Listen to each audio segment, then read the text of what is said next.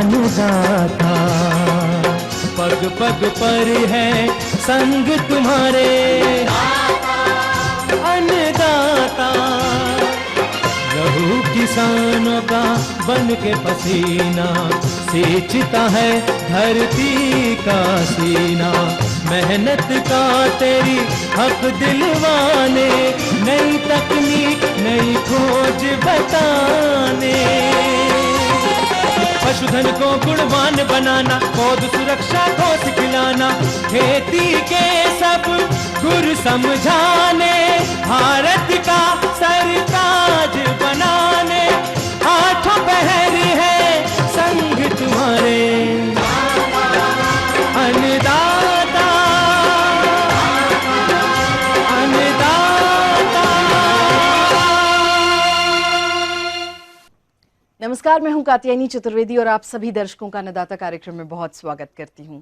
हर रोज की तरह कार्यक्रम में लेकर आई हूं खेती बाड़ी से जुड़ी हुई बहुत सारी लाभकारी जानकारियां। तो चलिए सबसे पहले देखते हैं क्या है विशेष आज के कार्यक्रम में आपके लिए।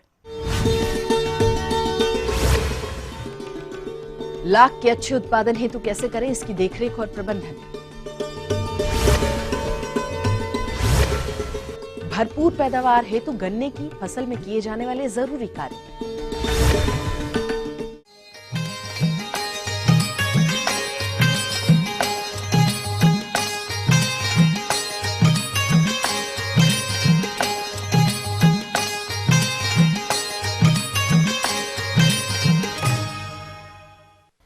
हमारे राज्य झारखंड में वन संपदा अधिक है, जिसका लाभ उठाते हुए प्रदेश के कई किसान भाई इन जंगलों में लाख का उत्पादन कर अपना जीवन स्तर सुधार रहे हैं।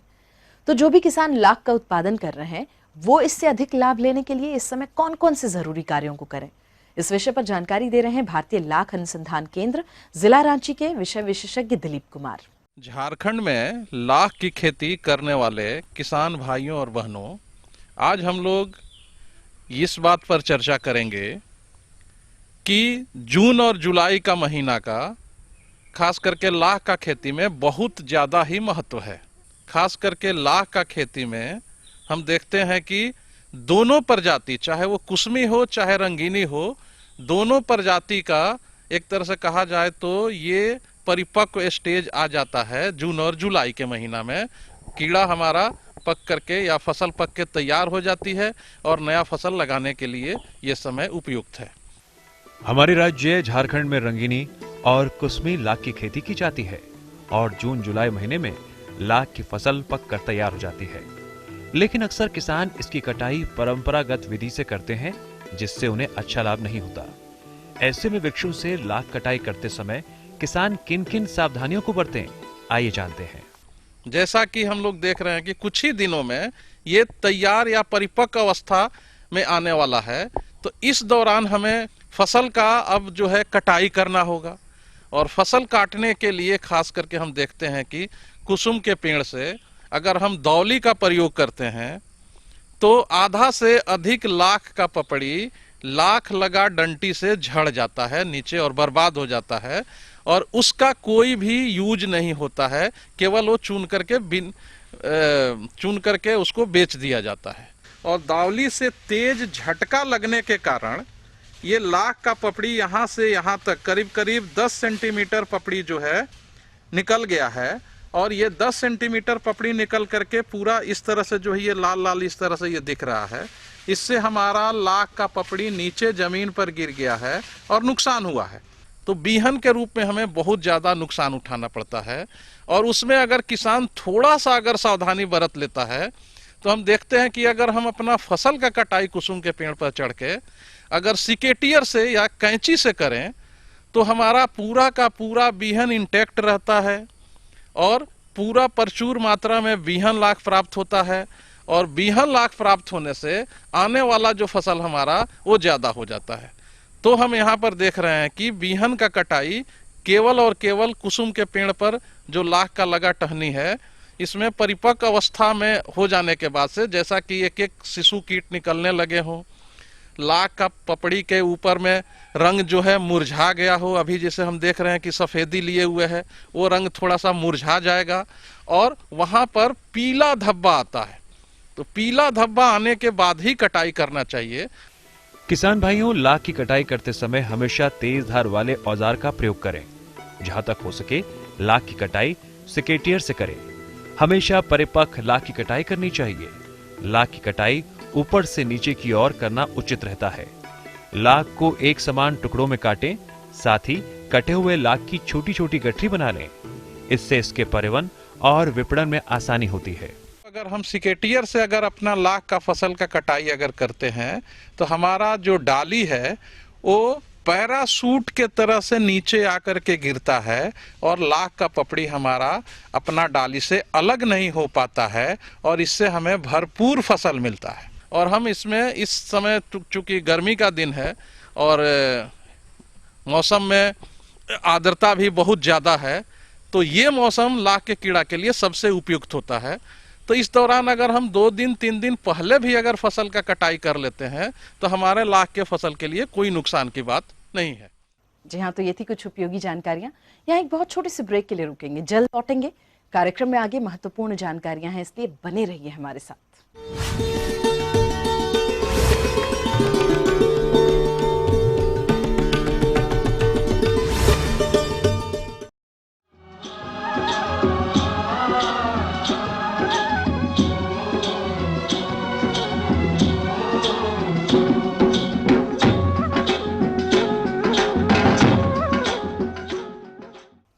ब्रेक के बाद आपका एक बार फिर से बहुत स्वागत है अन्नदाता कार्यक्रम में। और चलिए अब बढ़ते हैं अपनी अगली प्रस्तुति की ओर।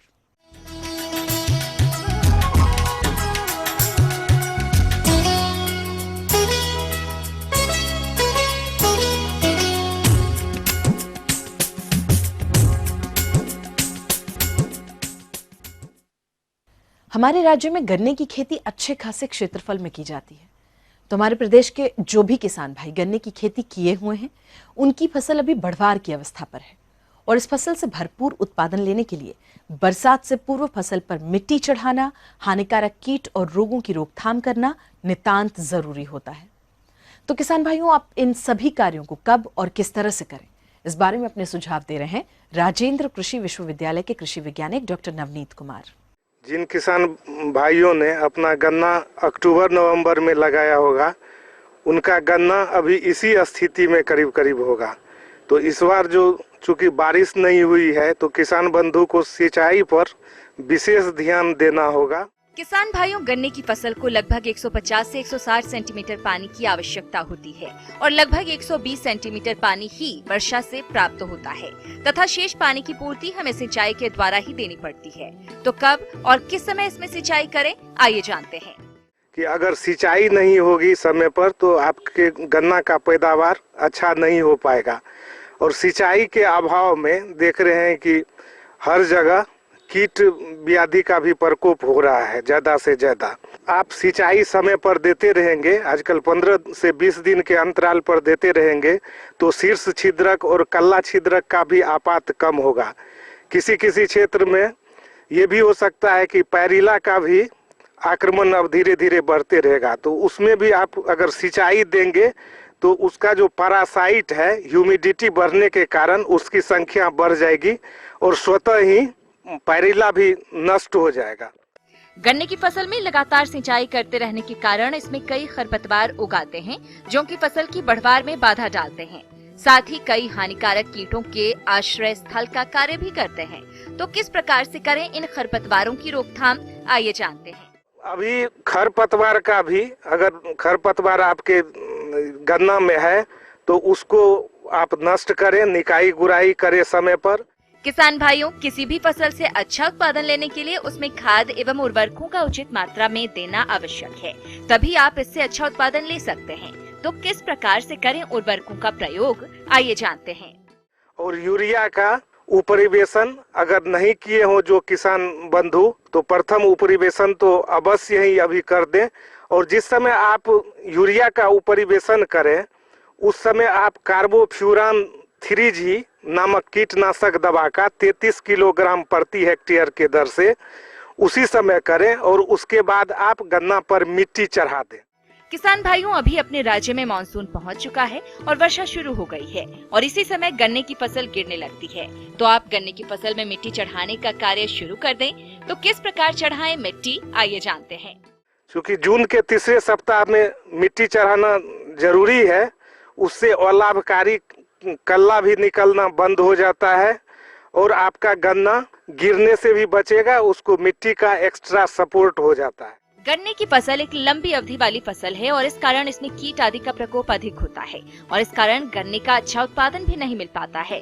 तो गन्ने की फसल में कौन कौन से कीटों का प्रकोप है, आइए जानते हैं। जिनके खेत में अगर पीका जिसका सूख रहा हो तो कोशिश करना चाहिए कि जमीन के सतह से 2 से 3 सेंटीमीटर नीचे से उसकी कटाई करके उसको नष्ट कर देना चाहिए। इससे आपको हानि नहीं होगा। जहां भी आप देख रहे हैं कल्ला छिद्रक का आपात हो, शीर्ष छिद्रक का आपात हो, तो गन्ना को 3 से 4 सेंटीमीटर नीचे से काटे और उसको नष्ट कर दे। इससे आपका स्वस्थ कल्ला निकलेगा और उपज भी आपका ज्यादा होगा। आगे और भी रोचक जानकारियां हैं, पर यहाँ एक छोटे से ब्रेक के लिए रुकेंगे, जल्द होंगे हाजिर।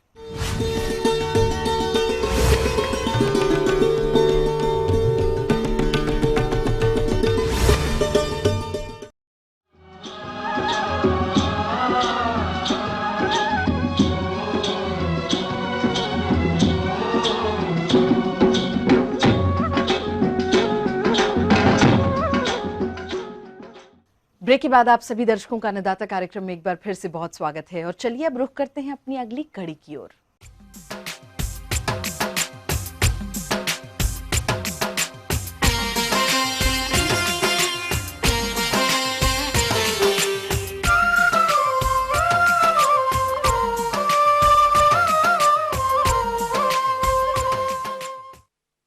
हमारे प्रदेश के बहुत सारे किसान भाई मत्स्य पालन व्यवसाय को अपनाकर अच्छा लाभ कमा रहे हैं और इसीलिए किसान भाइयों, आज हम चर्चा करने वाले हैं मछली पालन के साथ बतख पालन व्यवसाय के बारे में, क्योंकि इस व्यवसाय को अपनाकर आप अपने लाभ के दायरे को भी बढ़ा सकते हैं।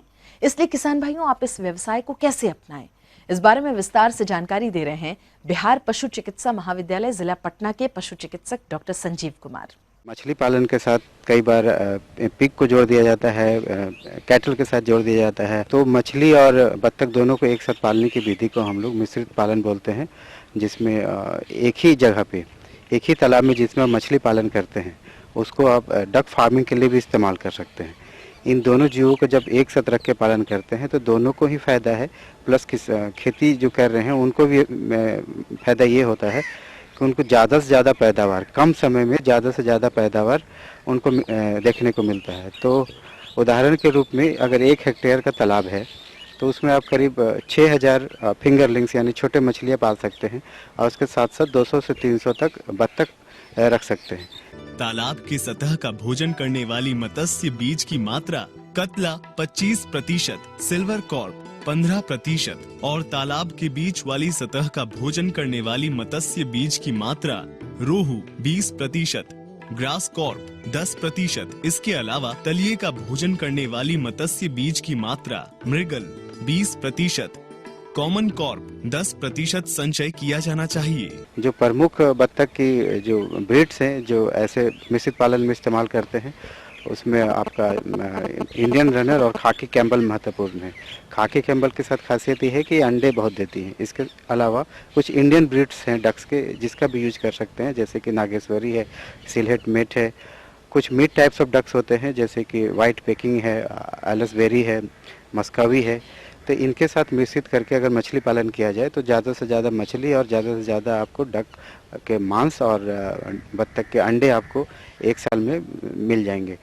बत्तख दिन के समय तालाब में विचरण करती हैं। रात में उन्हें घर की जरूरत होती है। तालाब की मेड़ पर बांस लकड़ी से बत्तख का आवास हवादार व सुरक्षित बनाना चाहिए, जिसमें आवास का आधा भाग तालाब के पानी के ऊपर और आधा भाग तालाब की मेड़ पर होना चाहिए। इस प्रकार के आवास के रखने का प्रमुख कारण यह है कि बत्तखों द्वारा बचा हुआ आहार, गिरा हुआ आहार तथा बत्तखों के मलमूत्र सीधे तालाब में गिरे और बत्तख घर को हमेशा साफ सुथरा और सूखा रखना चाहिए। बत्तखों का बाड़ा इतना बड़ा होना चाहिए कि प्रति बत्तख कम से कम आधा वर्ग मीटर की जगह हो।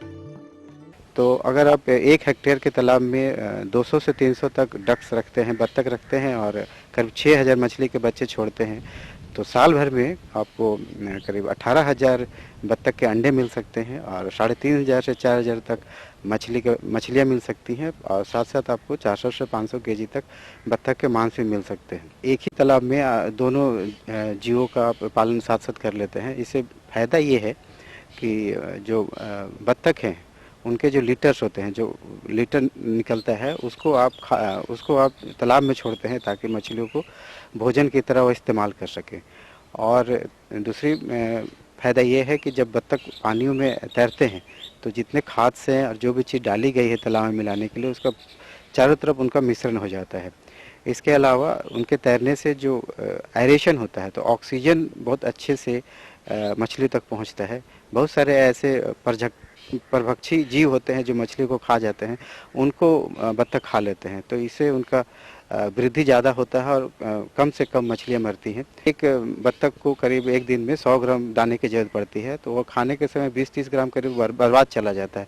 तो ये जो बर्बाद दाने हैं वो भी मछलियों के काम आ जाते हैं, तो उनका प्रोटीन का जो खपत है, जो डिमांड है, वो बहुत सारा पूरा हो जाता है इन्हीं चीज़ों से।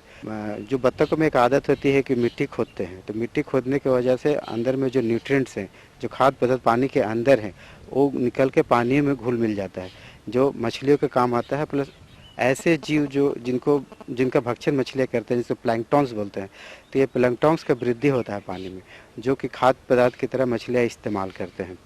और कुछ ऐसे पौधे जो अच्छे नहीं हैं, जो हानिकारक माने जाते हैं पानी में मछलियों के लिए, जब तालाब की सतह पे बत्तख उसका इस्तेमाल करते हैं तो ऐसे पौधे मर जाते हैं। तो इस तरह से तालाब का सफाई हो जाता है, मछलियों को पोषक तत्व मिल जाता है, बीमारियों से बच जाते हैं। मछली सह बतख पालन से मिलने वाले उत्पादन और लाभ की बात की जाए तो मछली सह बतख पालन से प्रति हेक्टेयर प्रति वर्ष 5000 किलो मछली का उत्पादन सम्मिलित है। साथ ही 14,000 से 15,000 अंडे तथा 500 से 600 किलोग्राम बतख का मांस प्राप्त होगा। इस प्रकार मछली के साथ साथ बतख पालन से लगभग 4 लाख का शुद्ध लाभ प्रति हेक्टेयर प्रति वर्ष मिलेगा।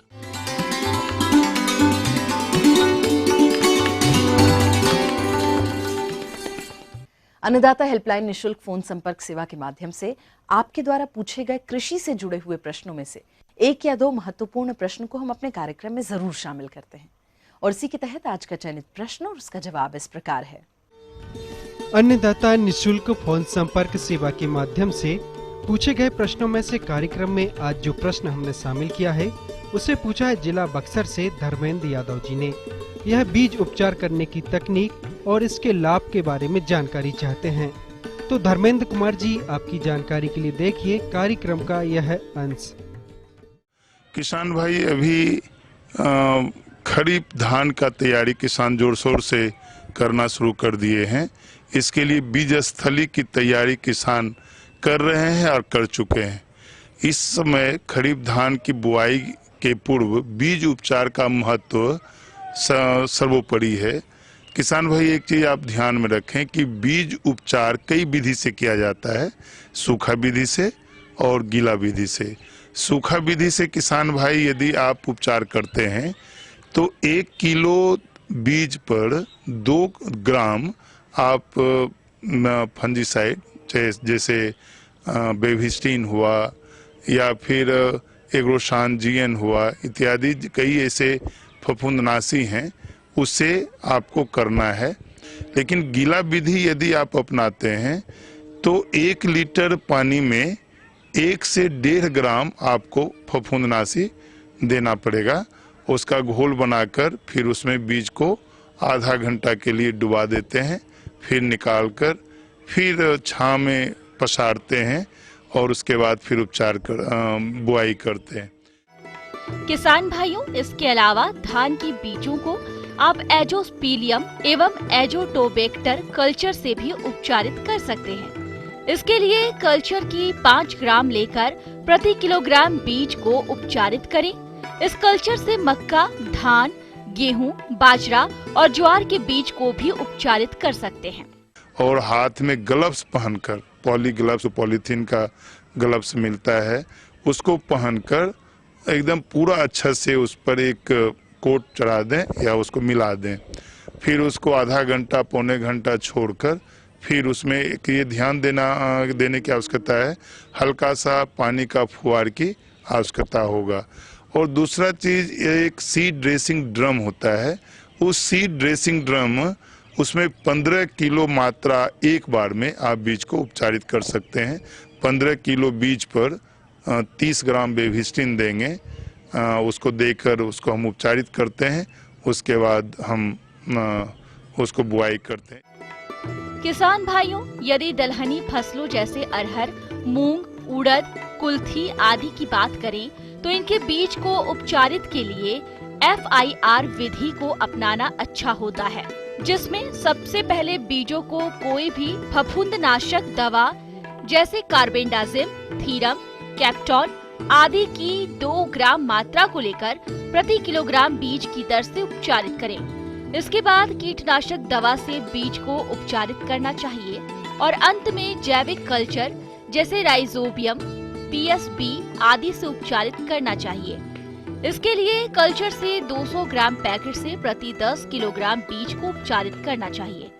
इसमें ध्यान देने की बात और है कि सबसे पहले आप फफूंदनाशी से करें, फिर आप इंसेक्टिसाइड से करें या कीटनाशी से करें, फिर जाकर फिर कोई भी ऑर्गेनिज्म जो जैविक रसायन है उससे आप उपचारित करें। और सभी में अंतर लगभग 40 से 45 मिनट का अंतर होना चाहिए। एक चीज ध्यान दें कि बीज उपचार कर देने मात्र से जो बीज जनित जो फफूंद हैं या जो मिट्टी में उपलब्ध फफूंद हैं, एक तरह से अवरुद्ध होता है, नहीं आ पाता है और उसमें उत्पादन अधिक होगा और रोग की संभावनाएं बीज उपचार कर देने मात्र से लगभग 15 से 20% की संभावनाएं कम हो जाती है। बीज उपचार करने से आपको क्या लाभ है, चलिए ये भी हम आपको बताते हैं। बीज उपचार करने से फसलों को शुरुआती अवस्था में होने वाले रोगों व कीटों के प्रकोप से बचा सकते हैं। साथ ही बीज को उपचारित करने से मृदा एवं बीज जनित रोगों व कीटों से फसल को बचाया जा सकता है। इतना ही नहीं, जब जैविक कल्चर से बीजों को उपचारित करते हैं तो इससे पैदावार तो अधिक होती ही है, साथ ही मिट्टी में भौतिक दशा में भी सुधार होता है। साथ ही साथ ये जैविक कल्चर से बीज को उपचारित करने पर रासायनिक उर्वरकों की मात्रा भी कम लगती है। और चलिए अब देखते हैं कल दिखाए जाने वाले कार्यक्रम की मुख्य झलकियां। अजोला की निर्माण तकनीकी एवं उपयोगिता पर जानकारी। खरीफ फसलों को सफेद लट कीट से बचाने का उपाय। हम ये उम्मीद करते हैं कि आज का कार्यक्रम आप सभी दर्शकों के लिए बेहद उपयोगी रहा होगा। किसान भाई और अन्नदाता आपकी सेवा के लिए संकल्परत है और कृषि संबंधित समस्या और सुझावों के लिए आप हमें इस पते पर संपर्क भी कर सकते हैं। प्रोड्यूसर अन्नदाता ETV Bihar Jharkhand, Ramoji film city Hyderabad 501512। साथ ही आप हमें ईमेल भी कर सकते हैं, तो हमारा ईमेल एड्रेस नोट करिए annadatabihar@etv.co.in। इसके अतिरिक्त आप हमें निःशुल्क हेल्पलाइन नंबर 180010845999 पर सोमवार से शनिवार सुबह 10 बजे से शाम 4 बजे के बीच में कभी भी संपर्क कर सकते हैं। तो फिलहाल अन्नदाता की पूरी टीम को दीजिए इजाजत। कल फिर आपसे इसी समय मुलाकात होगी कृषि संबंधित कुछ और महत्वपूर्ण जानकारियों के साथ। तब तक के लिए नमस्कार।